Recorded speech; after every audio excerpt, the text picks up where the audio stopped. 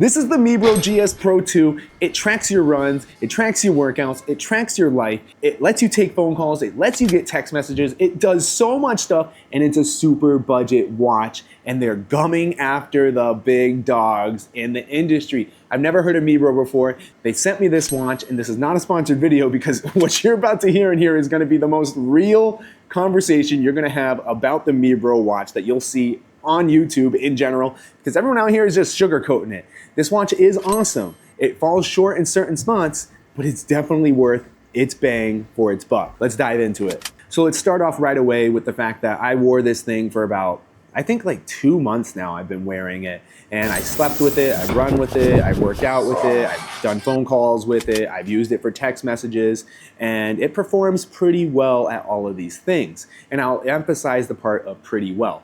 This watch right here is, you want something that's going to be able to track your fitness because you're starting to get into fitness, but you're not as serious as other fitness athletes that are spending hundreds and hundreds of dollars on their watches. The Mibro GS Pro 2 is exactly that right here. I mean, heck, this watch, I love the bezel. There's so much I love about this watch, and the fact that it's at the price that it is mind-blowing.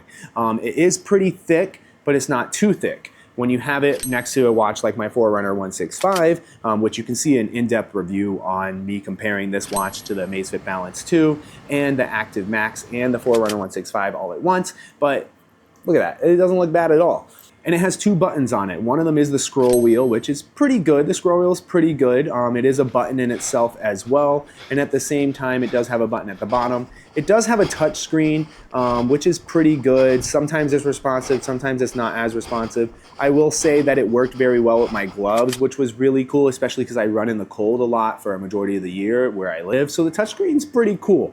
Now, the other thing about this is it does have a built-in speaker. It does have a built-in microphone. So that did come in handy on my runs. Did I use it as much as I wanted to? Not really, because it would constantly disconnect from my phone because you need your app to be running in the background, and my phone likes to close programs all the time. So it would disconnect, it wouldn't be able to take phone calls all the time.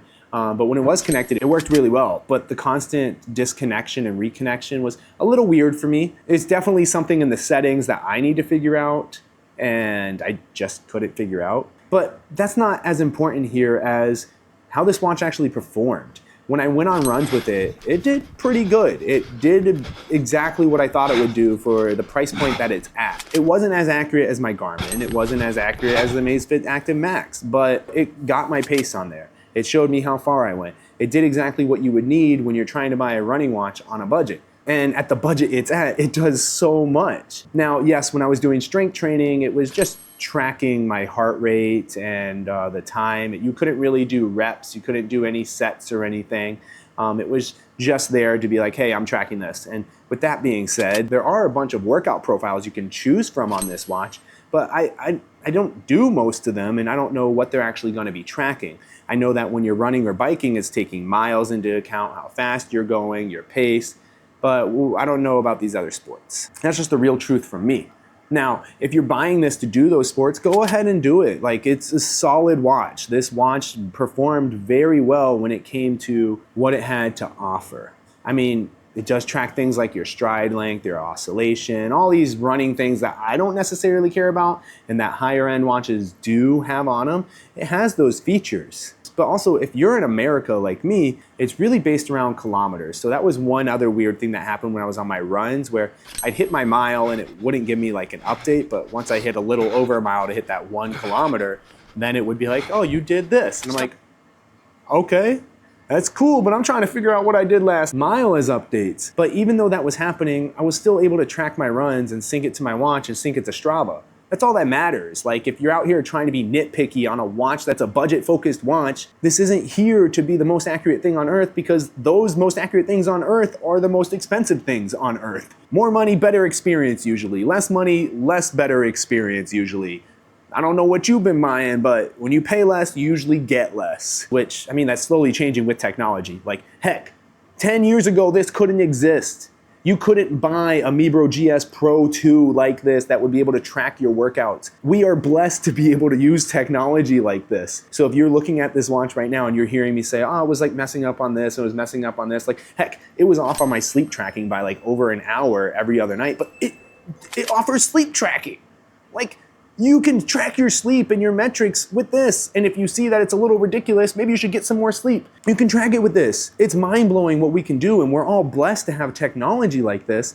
But yes, it has its little hiccups where, like I just said, it literally got my sleep wrong by an hour every single night. Now, is that a time thing on the watch compared to how I have my phone and how I have everything else, because it's 24-hour time frame and I set it to 12? I don't really know. All I know is that it did track my sleep, it did show my heart rate, it did track my runs, it did track my workouts, it tracked things, it just wasn't as accurate. That's it.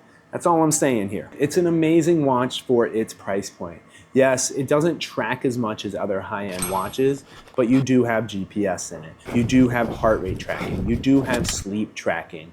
It is waterproof. It has a microphone in it. It has a speaker in it. You can take phone calls. You can receive text messages. You can send text messages. You can customize the screens. It has a plethora of free screens for you to choose from. If you're looking for a budget-friendly watch and you want to track your workouts more, the Mibro GS Pro 2 is where it's at. It may not be for everybody, but it's definitely something to look at.